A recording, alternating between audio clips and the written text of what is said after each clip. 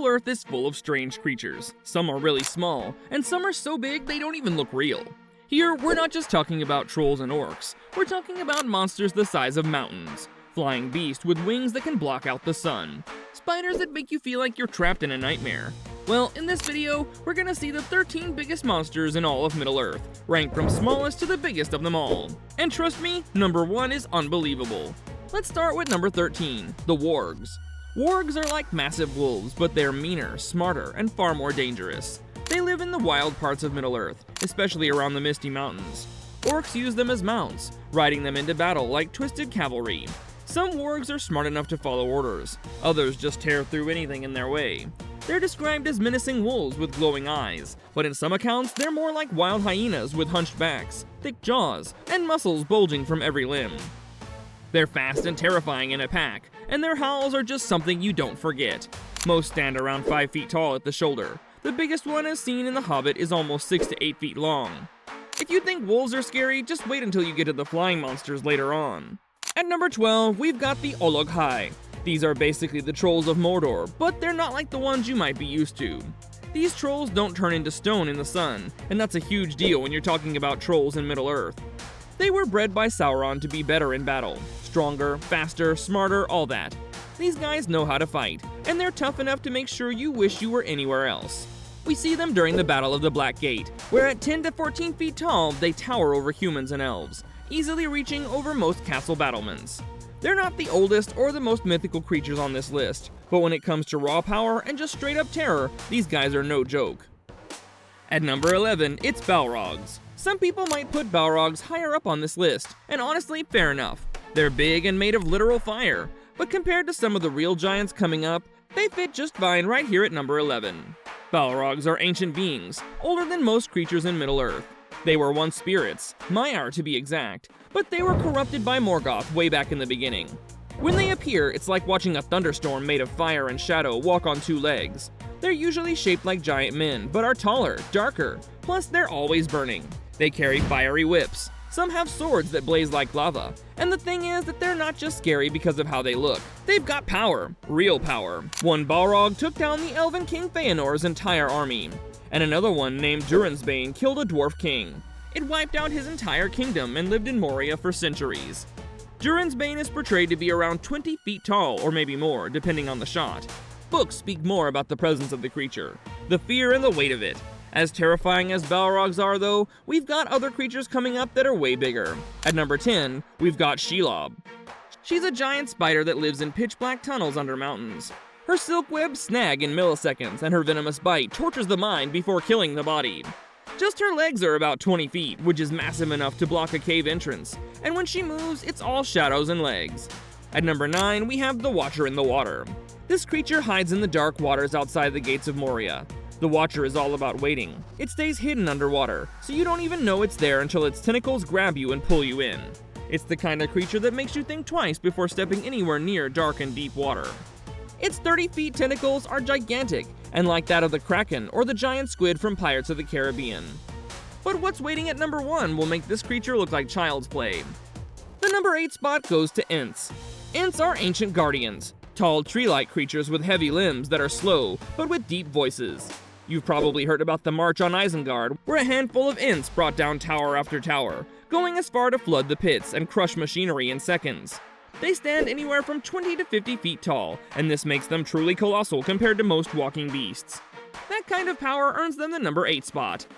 At number 7, we've got the Fell Beasts. They're winged creatures that the Nazgul ride, something from a nightmare. Think of them like the dragons in Game of Thrones, but this time, darker creatures born of pure malice, designed to inspire fear from above.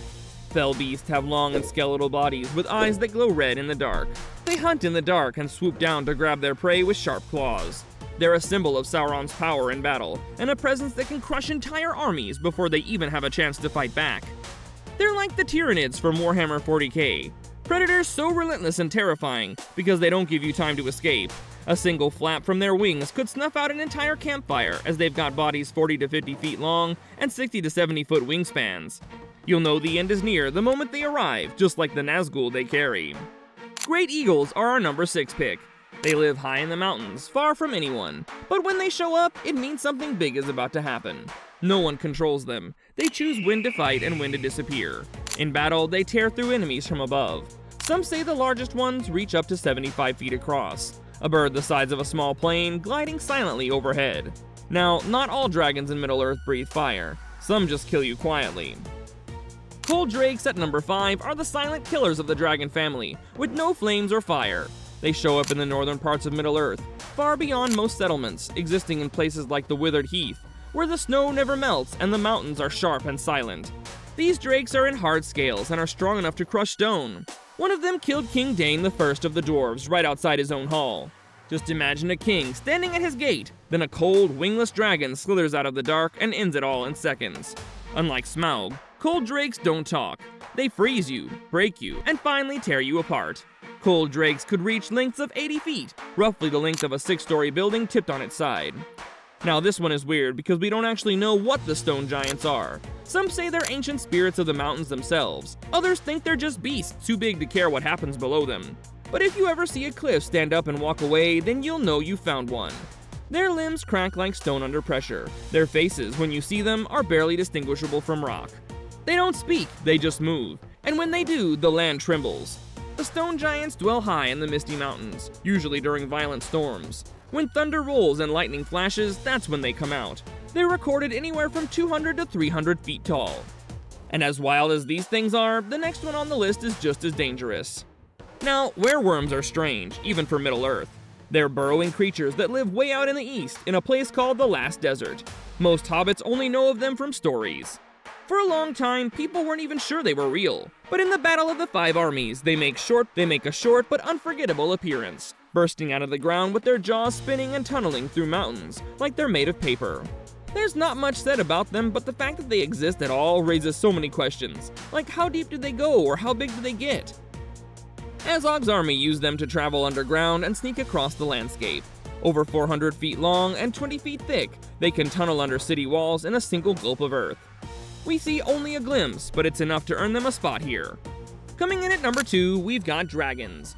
Dragons are one of the most common creatures that come to mind when people think of big monsters.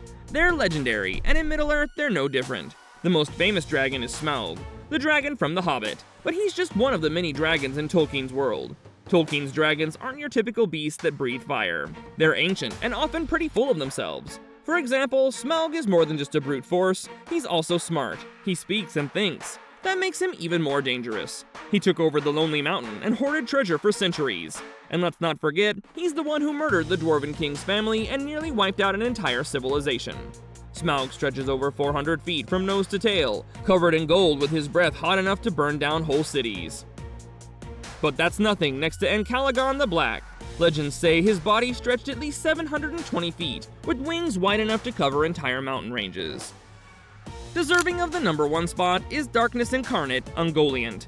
She fed on the glow of sacred trees and left entire lands in darkness. Even Melkor, the most powerful dark being in the world, was afraid of her in the end. She could have devoured him too if he hadn't escaped.